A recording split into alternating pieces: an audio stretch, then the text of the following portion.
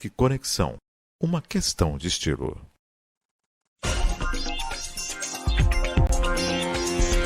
Virtual News.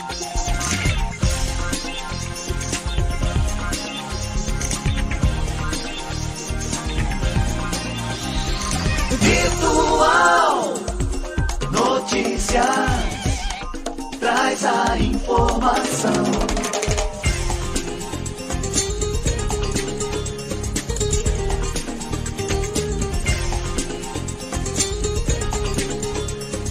Virtual News. 9h mais 55 minutos. Um bom dia para você. Começa agora o Virtual News desta semana, segunda-feira, dia 3 de abril. 3 de abril de 2023. Um bom dia aos poderes constituídos, ao Executivo, ao Legislativo e ao Judiciário. Um bom dia especial para você que faz parte do quarto poder, que é a sociedade organizada. 3 de abril. Para quem aniversaria hoje, parabéns, tudo de bom. Deus abençoando a sua vida hoje e sempre. Maravilha, né? Começando uma semana ensolarada, o outono chegando, temperatura baixando um pouquinho, mas durante o dia o sol, né, dando o ar da graça e deixando o dia muito mais gostoso, sem dúvida.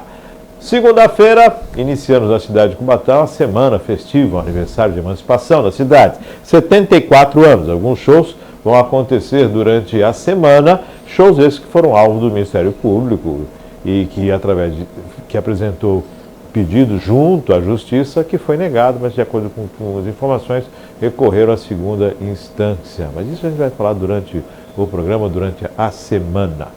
Segunda-feira, César Martins conosco. Bom dia, Maria Clara. Maria Clara fazendo parte ali, tomando conta de toda a estrutura técnica. Bom dia, Maria Clara. Bom dia, César. Bom dia, Márcio. Bom dia, Maria Clara. Bom dia aí a todos que nos acompanham. É isso aí, entramos aí na... Não. Abril, né, rapaz? Há mais um mês, né, cara? Praticamente aí 1/3 do ano.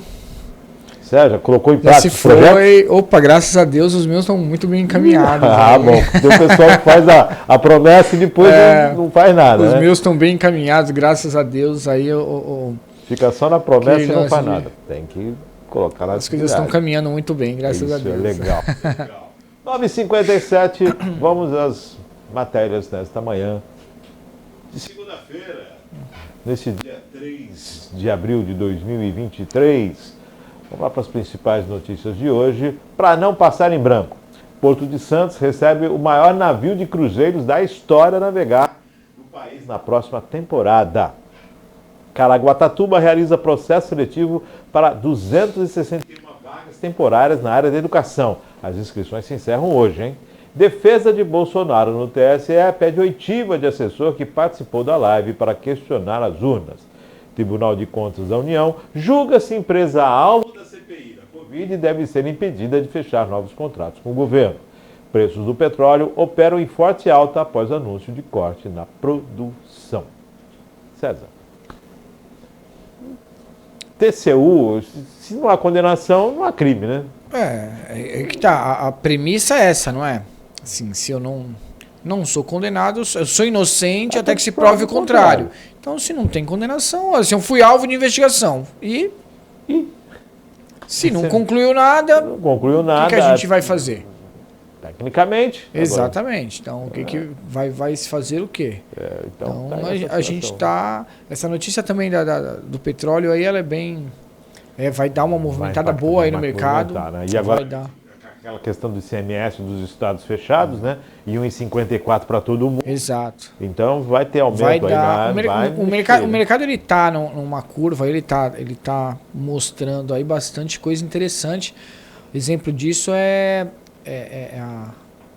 a análise que saiu na semana passada, que pela primeira vez desde a sua criação, o PIB do BRICS, em que a gente fala aí de 4, 5 países, tá mais alto do que do G7. Do G7?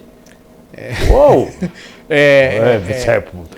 Exato, então quer dizer... tem que ter muita matemática. Exato, a gente está falando de Estados Unidos, está falando dos países da Europa, de Alemanha, então a gente está falando de grandes potências, e você vê que essa turbulência está tão estranha e tão imprevisível. O PIB do BRICS, Índia, Brasil, Argentina, China está mais alto a sua previsão do que então... Legal isso, a gente quer esse histórico, né? Mas diante de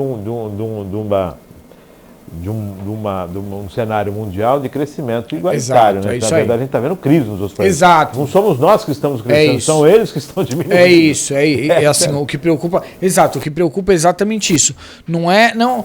Legal, assim, essas oscilações, porque cria uma competitividade interessante. O nosso problema é que isso está acontecendo, isso é consequência de uma crise global que vem se arrastando aí já há algum tempo e que vem sendo muito danosa, especialmente com os países da Europa. Então isso é bastante complicado. O pessoal entender que, na verdade, é que nós não somos aqui pessimistas, não. É porque, na verdade, Estados Unidos enfrentando problemas, banco suíço sendo socorrido, quer dizer, então, isso é coisa... Não, a quebra de grandes bancos. É coisa que o 4 bancos americanos sofrendo situação difícil, quer dizer, tudo isso nos deixa todo mundo muito preocupado. Vamos a mais uma matéria nesta manhã de segunda-feira. Sim, reforma sindical propõe mandados de 4 anos e regra contra sindicatos de fachada. O projeto que propõe uma reforma no sistema sindical brasileiro deve ficar pronto em junho, com a expectativa de que seja votado no Congresso no segundo semestre. O texto tem sido aprimorado pelas centrais sindicais e pelo Ministério do Trabalho desde o começo de fevereiro, quando foi revelado pelo painel. Em sua versão mais recente, prevê mandatos de 4 anos para dirigentes sindicais, direito de oposição, transparência e exigência de que os sindicatos comprovem densidade para que se possam funcionar. A densidade é uma medida para aferir se as atividades exercem atividades sindicais de fato ou levam em conta o número de sindicalizados, a participação em acordos coletivos e o tamanho da base que elas representam. A fórmula proposta atualmente soma a representação, a participação da entidade em negociações de convenções e acordos coletivos, a representatividade, número de sindicalizados, em uma proporção de 80 por 20. Os sindicatos sem densidade de fachada seriam desativados. O projeto também prevê a taxa negocial definida em assembleia e paga aos sindicatos por todos os trabalhadores abrangidos pelos acordos coletivos, descontada a folha de pagamento. O projeto será discutido nas próximas semanas com empresários e a ideia hoje é de que seja enviado como um projeto de lei do Executivo. Como mostrou a coluna, a proposta também envolve a criação de uma agência pública de autorregulação das relações de trabalho e o reforço de mecanismos de negociação coletiva. César, sindicatos, ganho, tabela, teto, contribuição, sindicatos de fachada, tudo nesse bojo. E uma coisa me chama a atenção, essa questão do percentual relacionado ao ganho. Né? Tem a convenção coletiva, foi feito acordo, o sindicato fatura, como é que é isso? O problema da questão do sindicato também é um problema da questão política no Brasil. A gente torna o que deveria ser uma vocação, o que deveria ser uma atividade benéfica, uma outra atividade, como uma atividade principal. Então, o político que deveria ter a sua profissão e de forma transitória contribuir aí com o seu município, com o seu estado, com o seu país, com a sua vocação, acaba tornando isso a sua profissão. E aí ele nunca mais quer largar o poder, ele nunca mais quer abrir mão e assim faz o possível e impossível para se manter no poder, se manter no cargo. E a questão do sindicato é a mesma coisa. Há anos a gente depende e precisa de uma reestruturação, de uma regulação do funcionamento do sindicato, da comprovação dessa densidade. Porque a gente tem um número absurdo de sindicatos no país hoje e que boa parte deles não só é inerte, como é prejudicial à classe que deveria defender. Só tem benefício para o diretor sindicalista. A classe que ali deveria estar sendo representada, ela só vê prejuízos. E essa regra de 4 anos é espetacular. Claro, porque você cria ele não fica ali eternamente naquele poder. Como a gente sabe que alguns sindicatos têm, né, esse ad eterno, e acaba esse ad eterno, e o trabalhador ele opera na questão capital-trabalho com o empregador. E nessa questão com o sindicato, há uma relação de comércio também. Claro. Quando é prestação de serviço. E como regular essa prestação de serviço? Você fez um acordo coletivo, a categoria ganhou, você ganha mais por isso? Ou, na verdade, você já recebe do ano todo para você exercer? O que é? É uma taxa de participação? É complicado, Márcio, porque o que é isso? Assim, acabou ficando com alguns sindicatos assim, de forma bem bruta, bem grosseira. Mas pô, como é que funciona um prédio? O síndico é síndico e aí ele tem algum benefício, ou ele tem um salário mínimo que ele recebe, e aí paga as custas do seu imóvel, então ele é isento das custas de condomínios e do condomínio, do prédio, as taxas condominais, e por conta disso ele acaba realizando a atividade ali de conciliação, de representação do condomínio. O sindicato não. Muitos deles têm um representante que já está afastado da sua atividade profissional, só que continua recebendo. Ele recebe o seu salário sem exercer atividade. Ele recebe o salário para ser o representante sindical. Além disso, ainda recebe um salário do sindicato. Então acaba ficando cômodo. Porque ele está ganhando. Ele não precisa cumprir a jornada a qual ele foi contratado para trabalhar. E além disso, ainda recebe um salário. Ele recebe mais por conta disso. Quando esse camarada vai querer sair desse poder? Tá difícil, né? Sabe? Então virou realmente uma situação complicada e tem que ter uma regulação, tem que ter benefício, assim, tem que valer a pena, tem que ser comprovado a efetividade do sindicato, porque se o sindicato está criado para beneficiar e não tem uma comprovação de que é benéfico, a gente encerra ele e o funcionário começa a tratar direto com o empregador, porque não está funcionando. Então tem que ser funcional. Se tem um desconto, se tem todo um pagamento para que a coisa funcione, se não mostra resultado, a gente acaba com aquilo e vamos procurar outra alternativa.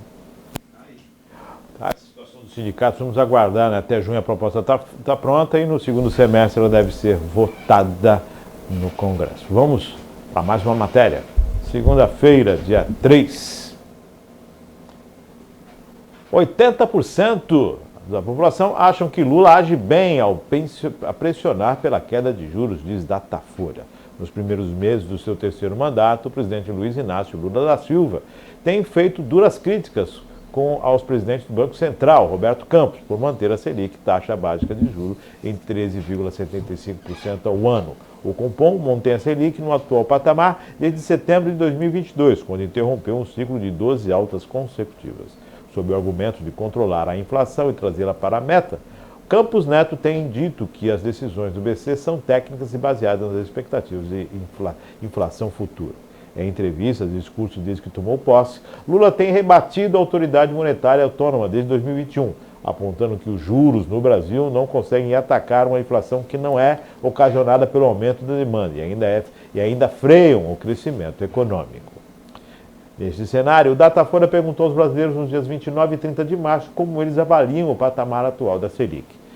Na pesquisa da Datafolha, para 71% dos entrevistados, a taxa de juros está mais alta do que deveria. Entre os que pensam assim, 55% dizem que ela é muito mais alta do que deveria e apenas 16% consideram que está um pouco mais alta. Menos entre os eleitores do PL, o partido do ex-presidente Jair Bolsonaro, que indicou Campos Neto para o BC, a percepção de que os juros estão mais altos do que o recomendado é de 77%. Entre as regiões do país, essa opinião só fica abaixo de 70%, no Nordeste, 67%. Já 17% dos brasileiros dizem crer que os juros básicos estão em um patamar adequado. Somente 5% responderam que ela está mais alta do que deveria e 6% souberam responder. Especificamente sobre a pressão feita por Lula em relação à redução dos juros A pesquisa também apontou 80% dos entrevistados dizem considerar que o presidente está agindo bem. Para 16%, o mandatário age mal e 5% não souberam responder. O apoio ao presidente Lula, nesse tópico, é maior entre os brasileiros que recebem até 2 salários mínimos, R$ 2.604, faixa em que 85% dizem concordar com o petista. Também é assim entre aqueles que com até o ensino fundamental, 84%. Os desempregados que estão sem procurar emprego, 91%, e os que se declaram pretos, 84%. Entre os que têm ensino superior, 24% afirmam que Lula age mal ao pressionar o BC, e os empresários, 28%, entre os que se declaram brancos, e 19%. Cara, é muita taxa, é muito percentual. Eu queria entender qual é o motivo da pesquisa, se é realmente mostrar uma condição da análise do cidadão ou mais uma pressão em cima do BC. Isso está parecendo uma pesquisa eleitoral do que qualquer outra coisa. É a minha opinião. Você foi extremamente feliz porque eu ia fazer exatamente esse comentário. A pesquisa política no país, ela é importante porque o eleitor é quem decide quem vai assumir a presidência, quem vai assumir determinado cargo ou não, quando a gente fala de política. Nesse caso, é importante a gente saber o que a população pensa, mas com qual fundamento, com qual propriedade as pessoas estão dizendo que a postura do Banco Central está certa, está errada, de que o presidente da República está certo, está errado. Porque, assim, pensando num cenário, a gente estava falando agora disso, a gente está num cenário global de crise. O país, independente disso, ainda continua crescendo. A inflação, de certa forma, continua estabilizada. Está boa, o nível está bom? Não está bom. A nossa inflação está alta, a nossa taxa de juros está alta, porém está estabilizada desde setembro. São 7 meses. Enquanto isso, a gente está vendo aí o próprio G7 tendo aí redução no seu percentual, na sua previsão de crescimento, sua previsão inclusive de PIB. Então, quer dizer, está produzindo menos. Os especialistas já soltaram análises em que, desde que a eleição encerrou em novembro do último ano, até agora, o mês de março, dobrou o pessimismo quanto ao mercado financeiro no país. E, particularmente, o que eu penso é que essa guerra de braço entre Executivo e Banco Central, que o Executivo deveria trabalhar de forma isolada, de forma autônoma, assim como o Banco Central também.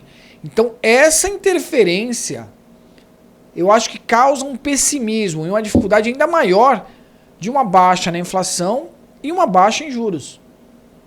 Então eu acho que a gente tinha que estar pensando mais tecnicamente em como expressar, em como levar mais segurança para o mercado e aí sim conseguir reduzir taxa de juros sem que a inflação entre num pico ainda maior.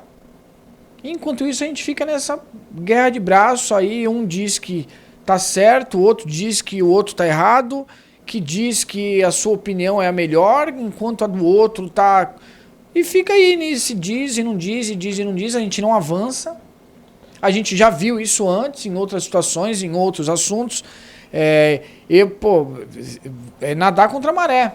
Enquanto um tenta fazer de um lado, o outro puxa de outro e fica nessa guerra de braços. Não vai chegar em lugar nenhum. Esse que é e no final das contas, o país inteiro é prejudicado. Vamos trabalhar para tentar reduzir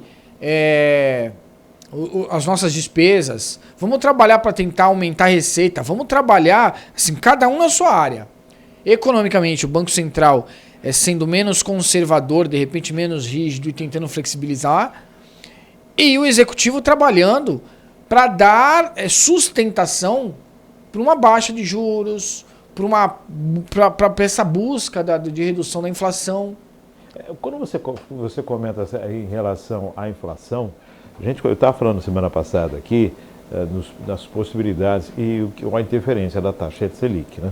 Nós temos, quais são as formas de você combater os gastos públicos? Né? A questão quando o governo precisa de dinheiro, ou ele aumenta os tributos, ou ele produz mais moeda, ou ele sobe a taxa. Emite. Por que ele sobe a taxa? Ele vai emitir títulos de dívida pública. Então o governo vai no mercado e vai pegar dinheiro no mercado para conseguir bancar suas contas, o seu gasto. Isso é a dívida pública, que estava em 5,6 bilhões de reais, bilhões de trilhões, 5,6 trilhões. Então, quando você vai lá, você vai pedir dinheiro e você coloca uma taxa lá em cima, é porque você está com uma dificuldade grande de pedir dinheiro, né? Você tem que mostrar que tem um ganho real para que você possa conquistar esse empréstimo, que as pessoas comprem os papéis de dívida pública. Vamos fazer uma conta baixa? Aqui, taxa de 13,75, né? 13%. Taxa de 13%. Você tem a inflação de 6%, quanto é que você tem de lucro real, sem um pingo de suor? 7%. 7%. 7% no ano, sem um pingo de suor e com a segurança do empréstimo. Então, tudo isso tem a ver com a taxa Selic. Acabou-se fiscal. Legal, bacana. Vamos ver o que vai ser feito realmente. Exato. Corta os gastos. Saiu, então. Saiu. É onde eu te falo. Então, cada um tem que fazer o seu papel. A proposta saiu, Márcio. A proposta era em até 90 dias. Já estendeu para abril. A proposta da âncora fiscal, que vai trazer segurança para o mercado financeiro, para o empresariado, saiu. Não foi apresentada ainda. Então, aí é que tá. Por um lado, a gente cobra. Por outro, não quer ser cobrado. Então isso não pode acontecer, porque esse conflito entre mercado financeiro, o trabalho de Banco Central e o Executivo, se ficar nessa guerra, a gente não vai chegar em lugar nenhum. A gente vai ter que sentar, tem que entrar num consenso. Gente, eu posso fazer isso, eu posso fazer aquilo, eu vou fazer aquele outro. E aí a gente começa a melhorar. Só para lembrar, fizeram uma nota aqui que foi escolhido no governo Bolsonaro. Eu não estou aqui para defender o governo nenhum, estou aqui para observar o que é correto. Correto. Foi escolhido, como a lei determina, no último ano do governo. Perfeito. Que vai ser escolhido por este governo no seu último ano. Seja ele reeleito ou não, vai escolher. Quer dizer, o próximo presidente de 2026... O presidente de 2026, ele vai trabalhar no seu primeiro ano com o chefe do Banco Central, que não é da escolha dele. Isso é regra. Eu acho bom essas regras, né? Então, a matéria cita ali, mas eu achei desnecessário citar, porque parece mais, por isso que eu coloquei, é mais uma condição política. Vamos aguardar, né? E aí é que tá. Independente de quem esteja em cada posição, a gente tem que ter uma política séria e de continuidade. Não adianta fazer para agora, não. E assim, às vezes a gente tem que tomar uma decisão que vai amargar do presente para a gente ter uma boa consequência no futuro. Não adianta você comer o docinho no presente e lá na frente a gente entrar num buraco que depois não consegue sair. O doce de hoje é a diabetes alta de amanhã. Então. Vamos a mais uma matéria. Nesta manhã. Queda de braço entre Globo, Meta e Google é entrave para a lei de internet. Uma queda de braço entre a Globo, a Google e Meta sobre o financiamento do jornalismo é o principal entrave para o projeto de lei 2630, conhecido como o PL das fake news, uma prioridade do governo Lula. O Executivo enviou na última quinta-feira ao relator do PL, o deputado Orlando Silva, uma proposta de substitutivo que flexibiliza o marco civil da internet ao prever punição das plataformas por conteúdo antidemocrático. Apesar de a punição das Big Techs ser o tema mais espicioso na lei, a remuneração de conteúdos jornalísticos pelas plataformas é o que gera mais divisão. A Globo e os grandes veículos de mídia defendem um modelo semelhante ao implantado na Austrália em 2021, de negociação direta com as plataformas por pagamento de conteúdo. A FENAGEM, Federação Nacional de Jornalistas, e a AJOR, Associação do Jornalismo Digital, que reúne veículos independentes e checadores, propõe um fundo de incentivo ao jornalismo a partir da taxação das Big Techs. O texto do Executivo estabelece pagamento de direitos autorais ao conteúdo jornalístico, ao lado de música, vídeo e outros. E as Big Techs acham que o fundo é a solução menos pior. O financiamento ao jornalismo é prioridade da Globo, que pressionou para que o tema fosse incluído na legislação. A News Media Banking australiana determina que os veículos negociem de forma individual ou coletiva com as plataformas o pagamento pelo conteúdo jornalístico. Caso não cheguem a um acordo, está prevista a arbitragem. A Senado e a JOR são contra essa negociação direta e que favorecia veículos maiores como a Globo, que tem mais poder de fogo. A FENAGE preparou 2 anteprojetos de lei propondo um fundo inspirado no Fundo Setorial de Audiovisual com gestão multissetorial e políticas para beneficiar mídias de minorias, desenhos de notícias, jornalismo inclusivo, educação midiática, jornalistas negros, quilombolas indígenas, mulheres, etc. As ações de jornalismo também foram financiadas majoritariamente pelas Big Techs. 70% do financiamento da AJOR vem da Google, Meta e TikTok. 80% dos recursos da Abrage. A Agência Nacional de Jornais e a Globo se opõem à criação de um fundo para remunerar o jornalismo. Em meio à disputa, ganha força a ideia de pôr na lei uma proposta genérica de que o conteúdo jornalístico deve ser remunerado e prever regulamentação superior. Seria uma forma de garantir a aprovação da lei com as mudanças no mercado civil e na propaganda online, prioridades da Globo e das agências de publicidade. Tolo aquele que imaginava que só se tratava de fake news. É só fake news. Não, não é só fake news. É monopólio, é domínio, é manter sob o jugo o domínio. Porque a internet, hoje, ela é o veículo de maior alcance mundial. As mídias estão na internet, tudo migrou para a internet. Por quê? Porque ela, além de ser democrática, ela é de acesso livre. E o que acontece? Antigamente eu era a única a transmitir, hoje em dia não.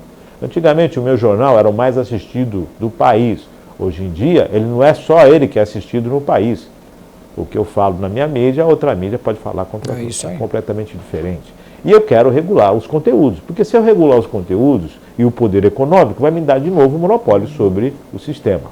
Então está aí a FENAGE brigando, a JOR brigando e tentando colocar de uma forma em que, na verdade, o jornalista seja favorecido.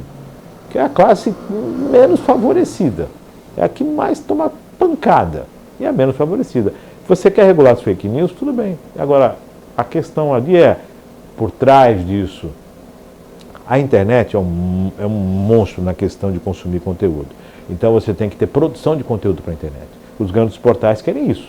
Produção de conteúdo. E esse conteúdo é produzido por quem? Pelos profissionais. Pelos profissionais. Então você vai... Agora, quando você faz um conteúdo, você faz de livre... Você não está sendo financiado, você não está sendo pago para isso, você não está recebendo para isso? Então, agora a briga é aí. Meta, Google, principalmente Globo, e lê do engano quem achou que era só fake news. Eu acho que está muito claro ali, a matéria deixa muito claro. O Executivo tem uma proposta, as próprias Big Techs já entenderam que o menos pior seria realmente a criação do fundo, e o fundo seria democraticamente distribuído. Os profissionais concordam com a ideia, acham que a ideia também... A única que não concorda é a Globo, porque... Você vai financiar o... Exato, porque porque a Globo ela tem um poder de compra maior do que pequenos profissionais, e se ela fecha grandes contratos, ela acaba tendo abatimentos nos investimentos. E domínio sobre a mídia, né? Exato, e de certa forma, um retorno financeiro maior do que se ela tiver que brigar de igual para igual com os demais profissionais para receber parte de um fundo que vai ser arrecadado. E parte que ela paga também, porque ela usa muito conteúdo, né? Exatamente. Ela usa muito conteúdo. É isso aí. Então, é o que você falou, Márcio, assim, a grande empresa, ela espera também grande retorno, só que ela tem outras fontes para buscar recursos.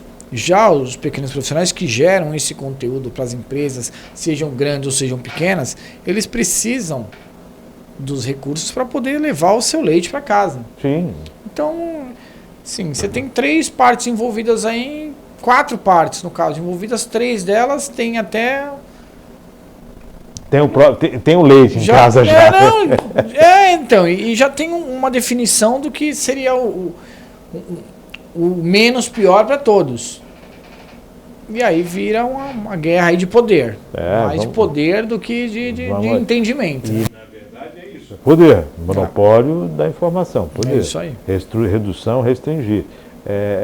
O adversário aí sendo dominado e colocado em uma célula menor ainda. 10h24, vamos a mais uma matéria. Santos abre novas vagas gratuitas para aulas de xadrez hoje, nesta segunda-feira. A Prefeitura de Santos, por meio da Secretaria de Esportes, abriu hoje, dia 3, 24 novas vagas para aulas gratuitas de xadrez no Complexo Esportivo e Recreativo Rebouças, na Ponta da Praia. Para se inscrever, os interessados devem ter de 8 anos ou mais e comparecer pessoalmente à Secretaria do Equipamento, localizada na Praça Engenheiro José Rebouças, sem número, das 9 às 11 horas ou das 14 às 17 horas, portando original e cópia do documento de identidade com foto, documento do responsável, caso menor de idade, além do comprovante de residência. As inscrições permanecem abertas enquanto durarem as vagas. São novas turmas, são 4 vagas por turma, nas terças e quintas, às 14 horas, grupo de iniciante, às 15 horas, grupo intermediário, às 16 horas, grupo avançado. Às quartas e sextas, às 14 horas também, grupo iniciantes, às 15 horas, grupo intermediário e às 16, grupo avançado.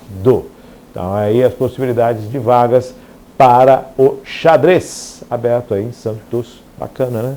Olha que ela jogou xadrez, né? O xadrez é bom. Exercita o raciocínio. Só notícias, são coisas que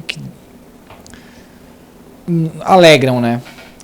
Lembro também quando, há muitos anos atrás, né? Estamos falando aqui de 30 anos atrás, talvez até mais, quando o Cubatão oferecia aí basquete, vôlei, futebol, handebol.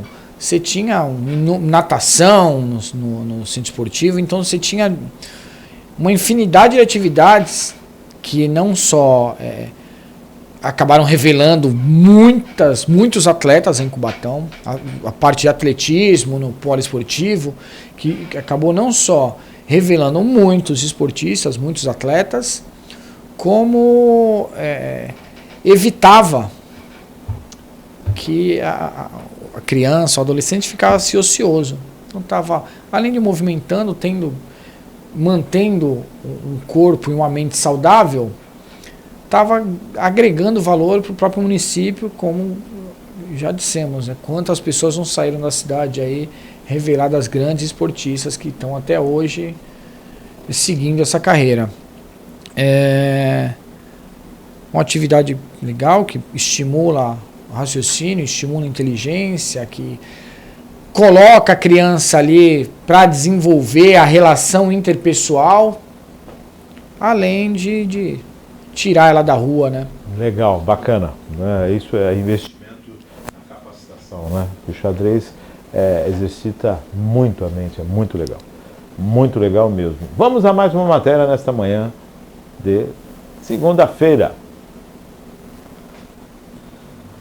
4 cidades da Baixada Santista estão entre as 101 melhores cidades para empreender no Brasil, diz a pesquisa. 4 cidades do litoral de São Paulo estão na lista dos municípios com maior ambiente de negócios do Brasil. Santos, Guarujá, Praia Grande e São Vicente fazem parte do índice das cidades empreendedoras do ICE de 2023. O ranking avalia potencial de empreendedor dos 101 municípios mais populosos. No topo da classificação geral está São Paulo, depois vem Florianópolis e Joinville. Os municípios do litoral paulista ficaram nas seguintes posições: 52º Santos, 54º Praia Grande, 77º Guarujá e 100º São Vicente. Os dados foram divulgados nesta segunda-feira, no dia 27, pela Escola Nacional de Administração Pública, a ENAP. A pesquisa feita pela Escola Nacional de Administração Pública avalia quais cidades possuem as condições mais favoráveis para o empreendedorismo. De acordo com a instituição, os municípios são analisados em 48 indicadores, divididos entre 7 determinantes: ambiente, regulatório, infraestrutura, mercado, acesso a capital, inovação, capital humano e cultura. Ainda segundo a ENAP, o resultado do ranking é um instrumento de avaliação dedicado aos gestores públicos e organizações interessadas em empreender, assim como empreendedores que queiram expandir os negócios gerando impactos na economia dos municípios listados. Parabéns para Praia Grande, parabéns para Santos, parabéns para São Vicente, parabéns para Guarujá. Os municípios que compõem a região entre as 9 cidades da Baixada Santista, que figuraram entre os 101 primeiros, que tem uma melhor condição para receber empreendimento. Bacana, muito bom. O polo industrial, um dos maiores da América Latina, porque já foi o maior, eu não sei se é o maior ainda, o polo petroquímico, não aparece aqui. A cidade não aparece aqui.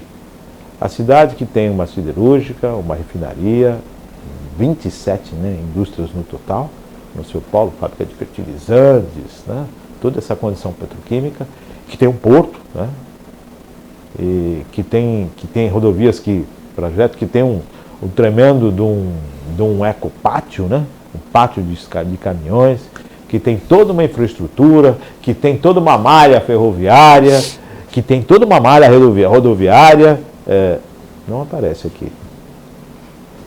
Eu gostaria de saber quais foram os fatores, dos quais a cidade pontuou, César. É realmente triste, porque quando a gente fala em empreendedorismo, a gente fala em geração de emprego, a gente fala em crescimento, a gente fala em melhoria, em qualidade de vida, e ter o maior polo petroquímico do país e não estar entre as 101 cidades com maior condições de se investir, é realmente uma dualidade incrível, Está oposto, está no oposto. César? Eu acho que é isso, Parabéns.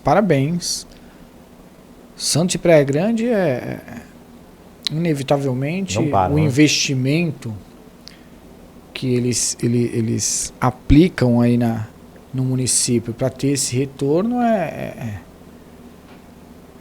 nítido. Assim, é nítido.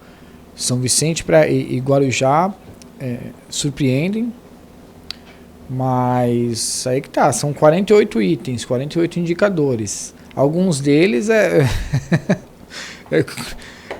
assim, até irônico, porque um deles é o acesso à capital. A cidade da Baixada Santista que mais fácil acesso à capital do estado tem é Cubatão. Seja a proximidade também. Seja o instrumento de transporte que você utilizar. Se for de helicóptero ou se for de caminhão, de carro, se for a pé, de bicicleta, a pé, se você sair aqui, pegar a Serra do Mar e subir a pé, você chega no Planalto. Então, só que aí tem alguns fatores como negociação com o governo, confiabilidade, assim, cultura, estrutura, que, cara, Cubatão deixa a desejar há muito tempo. E é o que você falou. Praia Grande está investindo nos piers para poder, nas marinas, na estrutura de município para poder receber turista, etc. O Guarujá também tem um trabalho forte na área portuária, vem trabalhando assim. Aí que tá, mas Guarujá é uma cidade que basicamente é litorânea. É uma cidade de veraneio. Veraneio, Boa parte das pessoas que movimentam, inclusive, o PIB do Guarujá são turistas, não são moradores da cidade. E só que aí que tá. Então, grande. Cubatão tinha, época de Rio Cubatão e tal, um porto que movimentava um volume muito bom de cargas. Hoje, qual o movimento que tem a área portuária de Cubatão?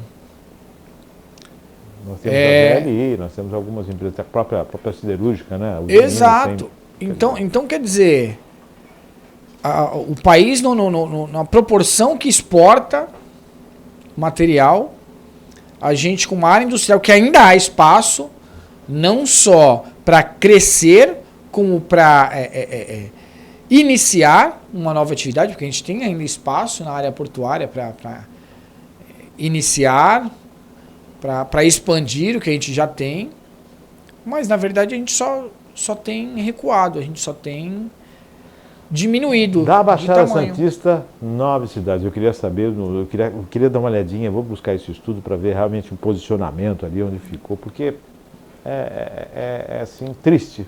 Porque a gente está vendo o polo industrial buscando se tornar a indústria 4.0, a indústria mais inovadora, mais automática, né? Uma indústria com mais conectada com a atualidade, né? Uma indústria mais dinâmica, que o empresário busca isso, né? Sim. Busca isso é natural, é o capitalismo. Não, você não vai empreender onde você não vai ter resultado. Mas como é que você vai empreender? Como é que você vai fazer?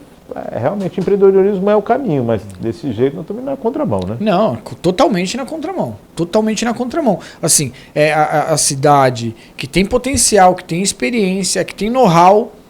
Isso falando só da parte industrial, sem contar, sem considerar outras estruturas. Só que aí você passa, vim almoçar, estava almoçando ontem em Cubatão. Surpreendeu a quantidade de funcionários das indústrias almoçando na churrascaria Vila Nova, porque a distância é grande.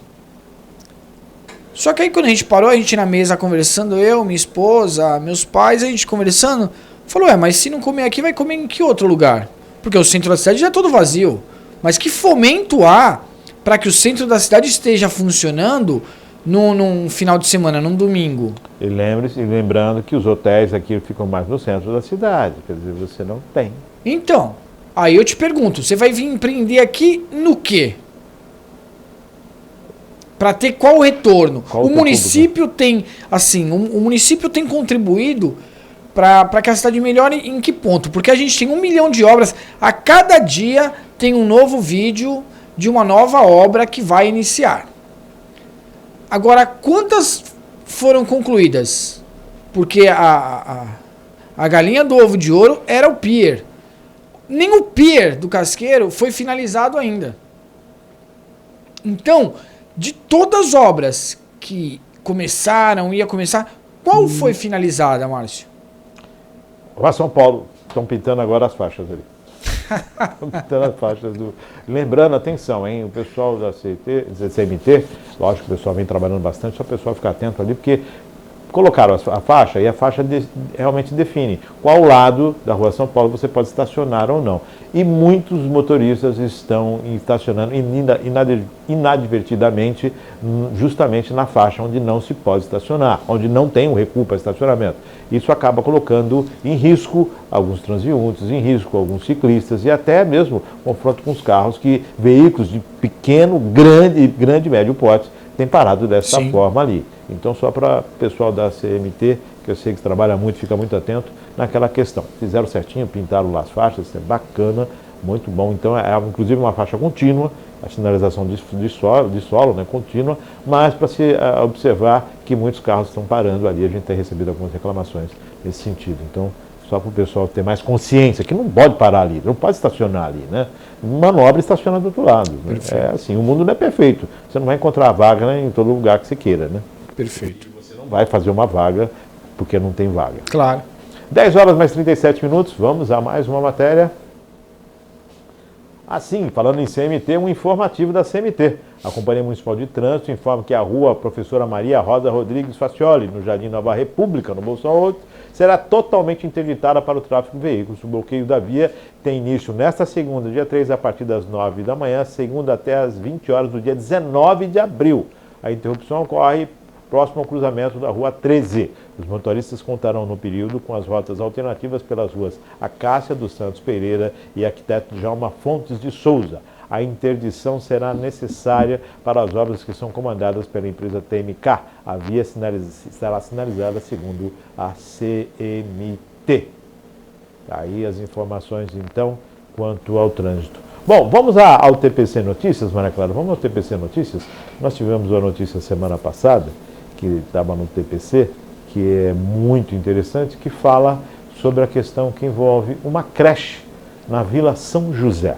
Inclusive, essa questão para a gente aqui, por favor, essa questão da creche, envolvendo a Ministério Público intima a Prefeitura de Cubatão para resolver problemas de creche. A própria foto já mostra a infiltração, as condições que não são positivas, na creche na Vila São José. Na Vila São José, um bairro da cidade de Cubatão. Está aqui, né, a ação civil pública foi proposta após representação do vereador Alessandro de Oliveira. Dia 21/3, o Ministério Público propôs ação civil pública contra a Prefeitura de Cubatão com pedido liminar para que tome providências em relação à creche. A situação, César, é realmente mofo, a questão devido à infiltração, péssimas condições de trabalho, condição de armazenamento. Realmente a creche deixa a desejar. A população usa porque não tem outro instrumento, mas que na verdade precisa realmente de uma adequação. O TPC colocou a notícia, mandar um abraço para o André, colocou a notícia e nós falamos semana passada. Como você conhece muito da educação, você entende muito dessa questão da educação, principalmente de como funcionam as questões da manutenção dentro do sistema público de ensino, me fala, é surpresa isso? Não, não é surpresa, ao menos nesse governo não é surpresa alguma, porque se você, isso aí é que foi, né? Tem mais outras unidades também, que o mesmo vereador também já expôs aí situações. O mesmo acontece também nos órgãos aí, nos postos de saúde. Nos últimos 3 que eu lembro também, que o mesmo vereador, inclusive, expôs, Água Fria, Cota, Pinheiro do Miranda.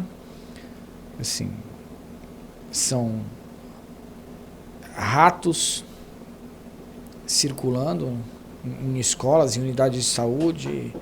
É infiltração, é mofo, é um cheiro insuportável que você não consegue ficar dentro da sala, e onde a gente deveria estar tratando não só da saúde das pessoas, como da educação das nossas crianças, que é o futuro do nosso município, que é o futuro do nosso país, e é nesse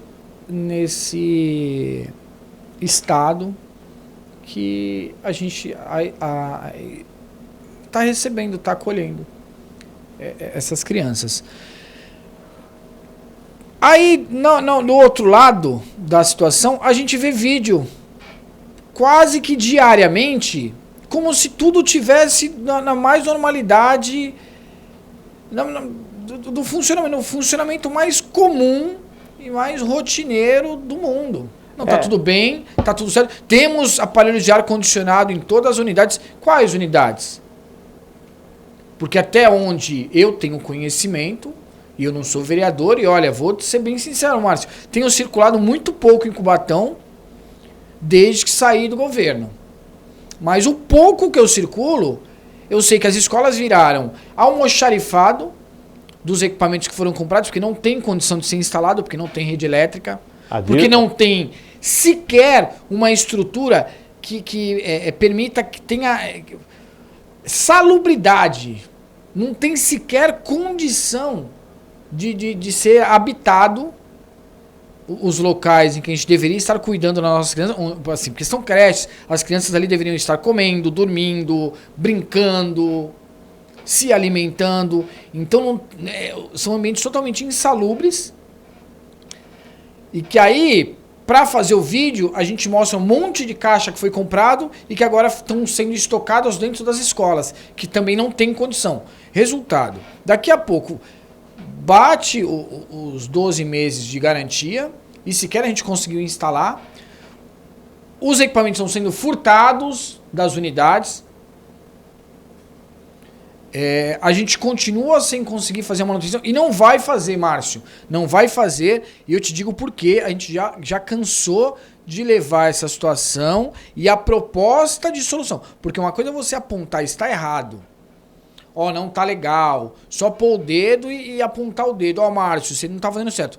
Tá, César, mas como faz? Como é que a gente melhora? Então a proposta de solução desse problema a gente já levou. Quem paga a manutenção dos próprios de educação é o orçamento da educação. Quem paga a manutenção dos próprios de saúde é o orçamento da saúde. Só que quem faz, quem executa é a Secretaria de Manutenção. Márcio, ninguém mais vai saber da urgência da sua casa do que você. Então, se a educação é quem dá o dinheiro, a educação, inclusive, é quem tem que prestar contas para Tribunal de Contas, para Ministério Público, para Conselho Municipal. Por que o contrato não está na mão dela? Porque você ainda fala assim, não, está na mão da manutenção, porque os funcionários, os servidores públicos que são lotados na Secretaria de Manutenção que exercem a atividade. Não. Quem faz a manutenção dos próprios do município são empresas terceirizadas. É feita a licitação e contratado. Por que esse contrato não está na mão da educação ao invés de estar na mão da manutenção? Por que esse contrato da saúde não está na mão da saúde? Ai, não tem gente capacitada. Ué, capacitada para quê? Para gerir um contrato? Porque assim, você simplesmente vai ordenar uma atividade. Olha, tem que ali arrumar aquele telhado. Vai alguém arrumar. Na pior das hipóteses, aí sim você pega alguém da manutenção, alguém da Secretaria de Obras, só para atestar que o serviço foi feito a contento. E aí você libera o pagamento. Agora, enquanto o vizinho cuidar da manutenção da tua casa, a tua casa nunca vai ser a prioridade. A prioridade dele é uma, a sua é outra. Então, Márcio... Bom, estamos numa Nárnia educacional. É, então. bem por aí. Então, é uma Nárnia. Não, agora temos... Nossa, olha só, a educação em Cubatão avançou 1 milhão de anos. Temos tela interativa. Demos 6 mil reais para cada... Que isso é um absurdo também. Isso é um absurdo. Como é que você dá 6 mil reais na mão de cada servidor para que cada servidor escolha o que é mais adequado para você lidar digitalmente com alguma atividade, desenvolver, fazer reuniões, seja lá qual o motivo, a justificativa, que para mim não cola. Márcio, que conhecimento técnico o funcionário, um professor, um educador tem para comprar um material de tecnologia? Qual a obrigação que ele tem para ter esse conhecimento técnico? Sendo que você tem uma secretaria, uma pasta, um departamento que cuida disso, da tecnologia e informática do município. Aí, além, é mais vantajoso economicamente, que é um dos princípios da administração pública. Economicidade. Você comprar um por um do que comprar um lote. Comprar 2 mil, 3 mil. Quer dizer. Então, Márcio, você falou tudo, a gente está em Nárnia, é um óculos cor-de-rosa em que os gestores estão enxergando um mundo para o município e o cidadão enxerga totalmente diferente. Vive totalmente diferente, né? Enquanto eles estão vendo pontes lindas construídas, a gente só vê buraco. O Dilce, no Parque Areninas, vai se tornar a Secretaria de Educação, vai estar sendo reformado para lá. Agora, se chegou os ar-condicionados e a prioridade nas escolas, porque daqui a pouco passa o verão, entra o inverno, né? De repente, no inverno, conseguem colocar para o verão de 2024. Né? De repente, pode ser feito isso, né? Então, vamos ficar aqui na torcida. Mas para isso a gente precisa começar, pelo menos, os projetos de readequação elétrica. Porque o máximo que a gente vai conseguir para 2024 no ritmo que está é colocar ele na parede e fazer de enfeite. Acelera a educação, né? Acelera a educação. Pisa fundo, senão o tempo é curto. E cuidado para não pisar fundo demais e passar do ponto. Né? 10 horas mais 40... Encerramos aqui, Maria Clara, encerramos hoje? Encerramos. 10 horas mais 48 minutos. Daqui a pouquinho, logo após o final do Virtual News, inicia o 4º episódio do Virtual Empreendedorismo. Nessa entrevista, Marlene Araújo bate o papo com Wagner Moura, logo após o Virtual News. E hoje, às 19 horas, inicia o Panorama 2024, o programa de série de debates feitos pela Virtual, ao vivo às 19 horas, e tem participação hoje, bacana. Hoje nós vamos estar falando sobre Caixa de Previdência. Participam do programa ERIT, que é representante dos sindicatos, dos aposentados, e o superintendente da Caixa, Edson Bombril.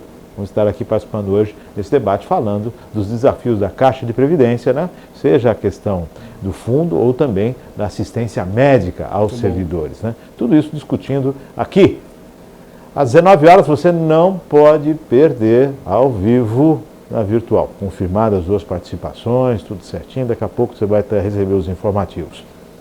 Então, recapitulando, estreia daqui a pouco, logo após o Virtual News, começa o empreendedorismo, virtual empreendedorismo, com a participação de Wagner Moura. E às 19 horas, ao vivo, Panorama 2024, com início aqui na virtual. Patrocínio do TPC Notícias e também da Prisma Automoto Escola. 10h49, César, valeu esse bate-papo essa segunda-feira. Agradecer aí, Márcio, mais uma vez aí a participação, agradecer a Maria Clara e todo o apoio técnico, a todos que nos acompanham.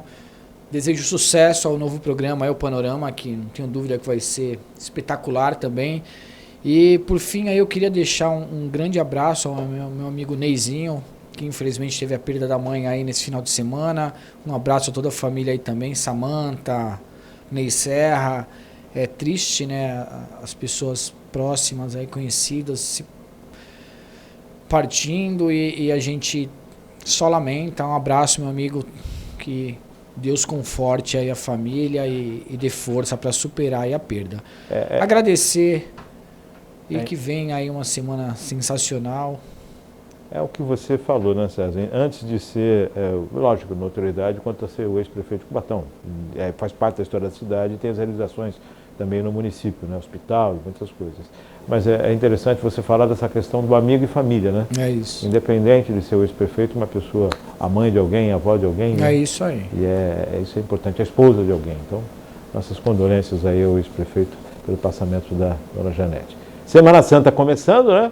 Semana Santa tem começando. Tem show hoje em Cubatão, tem show na quarta, tem show no sábado e tem show no domingo. Né? Semana Santa começando, ontem foi domingo de Ramos, segue a semana. Quinta-feira é ponto facultativo, né? Quarta-feira normal, quinta-feira ponto facultativo, sexta-feira ponto facultativo, sábado de Aleluia. E domingo de Páscoa, aniversário da cidade, no domingo, dia 9 de abril. Obrigado, César, agradecendo a Maria Clara, agradecendo a sua audiência, daqui a pouquinho à disposição no site, também no YouTube e nas redes sociais. Fique com Deus, Virtual Empreendedorismo, e depois temos também, às 19 horas, tem o Panorama 2024. Fique com Deus, continue na programação e até amanhã, às 9h30 da manhã, com mais um Virtual News, se Deus quiser. Muito bom.